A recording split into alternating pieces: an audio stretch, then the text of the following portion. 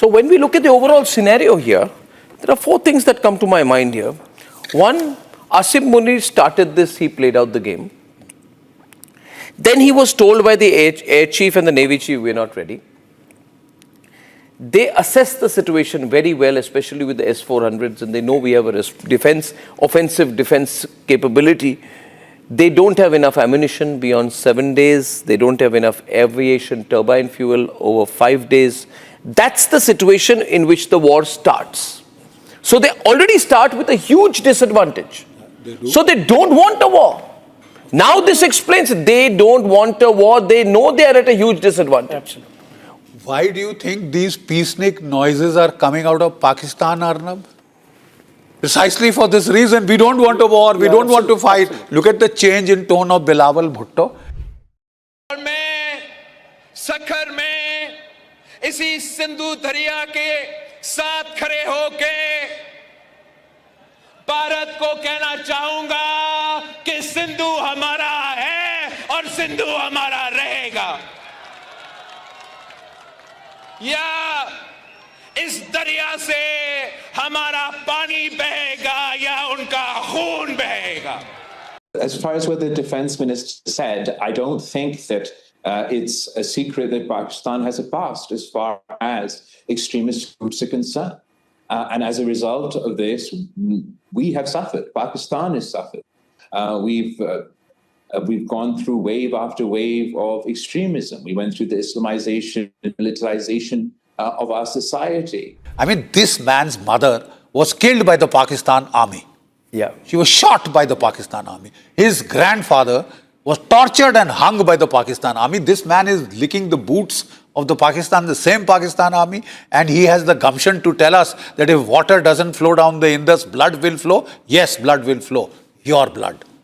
So they are at a disadvantage. If they start the war, we can hammer them with our BrahMos, we can intercept them with the S-400s, we can go aggressive with them with the Rafales, and we can cut off the entire Karachi port area if we want overnight. And we don't even need to move to the next game, because by now the Taliban, the Baluch are anyway getting very restless, very active.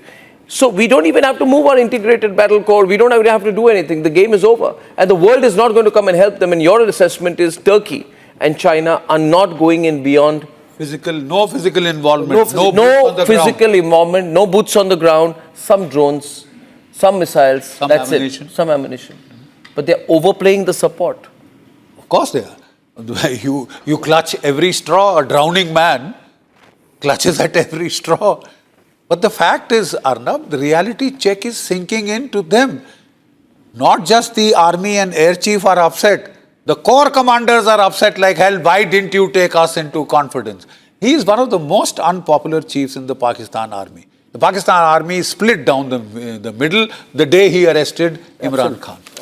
The day he arrested Imran Khan. And now the other thing is that they do not have political unity. They are calling a meeting on May 5th of their National Assembly. The fact of the matter is that politically also the blame game has begun. So they don't have popular support like in India. Arnab, just listen into Pakistan television channels.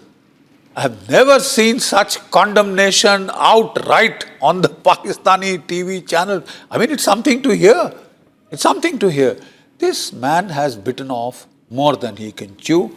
He doesn't know how to get out of it. He sent his family out. Have you ever heard of an army chief, an Indian army chief, sending his family to London or Washington or wherever before a war is about to start? One important aspect here is, when you want to fight a war, you must have the money to fight the war. Does the Pakistan economy have the money to fight this war? They don't have. Now the last point, they've already run out of money and they're not going to get their next IMF loan. If they don't get an IMF loan, they defaulted. So they don't have the money to service the submarines that leave alone. They don't have money to get the fuel for their jets. Yes. Arnab, like I said, so this is over. I quoted the famous quote from Bill Clinton. It's the economy, stupid. Asim Munir. This is for Asim Munir. It's the economy, stupid. Pakistan is on the verge of collapse. Right? Economic collapse. You know the kind of foreign exchange reserves they have. How much is their debt repayment burden? And if a war takes place, a lot of capital equipment gets destroyed. The Pakistan Army and the Air Force would want it by tomorrow replaced. Where is the foreign exchange? And if they insist, because they don't worry about whether the people of Pakistan are getting 2 square meals a day. They couldn't give a damn. They want their toys. They want Swedish AWACS, Arnab.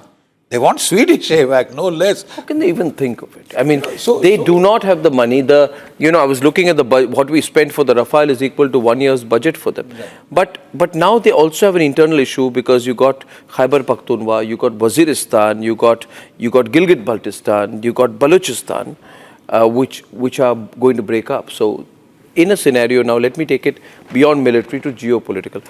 How likely is the possibility that Pakistan will break up this time? Look, Arnab, how do you break up a nuclear armed power? History has precedents. Huh? Yeah. It's not without precedent. The Soviet Union was a superpower. Yeah. It had the largest nuclear arsenal in the world. Yeah. What happened to the Soviet Union?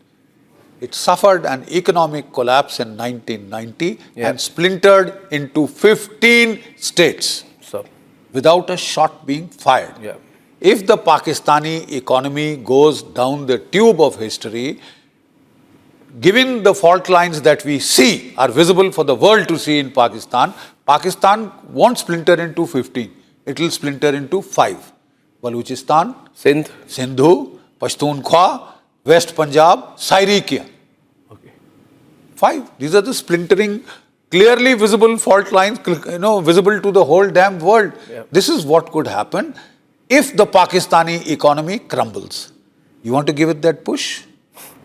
Well, I think we've addressed a lot of questions here. This has been a very comprehensive comparison of military strength, a realistic assessment of what could happen.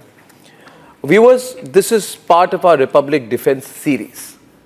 And we hope to get you a very accurate, very factual, very objective view of the way things are placed.